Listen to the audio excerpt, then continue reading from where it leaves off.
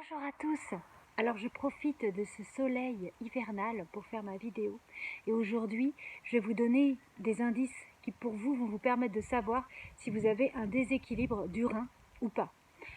Comme je vous ai expliqué dans ma dernière vidéo, l'hiver est relié au duo d'organes rein et vessie. Donc étant donné que c'est à ce moment-là que ces organes se rechargent, c'est aussi à ce moment-là qu'on va voir leur pathologie se développer ou se déclarer ou être un peu plus insistante que d'habitude.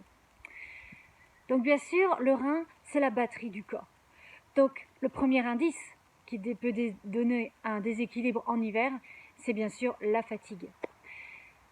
C'est vrai qu'on a tendance à garder le même rythme en hiver qu'en été. Or, notre corps n'est pas fait pour ça. Il est fait pour réduire le rythme en hiver. C'est pas toujours facile avec les conditions de vie qu'on a aujourd'hui, mais il faudrait essayer de se coucher plus tôt, se lever un peu plus tard, de se reposer davantage, afin de préserver cette énergie du rein qui est vraiment centrale dans notre énergie du corps.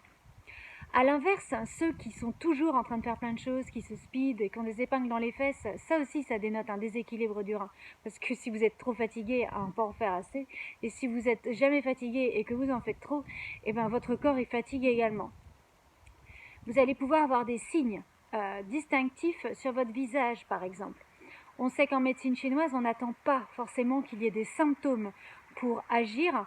On est des vrais petits détectives privés au moment de nos entretiens pour savoir où se situe le problème, d'où est-ce qu'il vient, parce qu'une fatigue, bien sûr, elle abîme le rein, mais elle peut venir d'autres organes, comme la rate, comme le poumon, etc.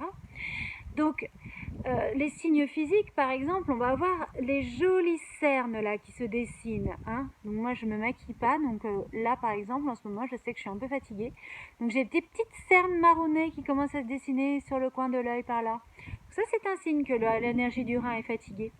Vous avez également la possibilité d'avoir des bourdonnements dans les oreilles. C'est également un signe du rein fatigué. Au niveau des douleurs, les douleurs pour l'énergie du rein vont plutôt se situer sur le bas du corps, donc lombaire, genou et cheville.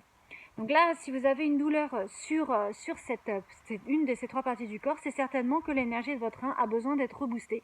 Donc n'hésitez pas à aller faire un petit shiatsu.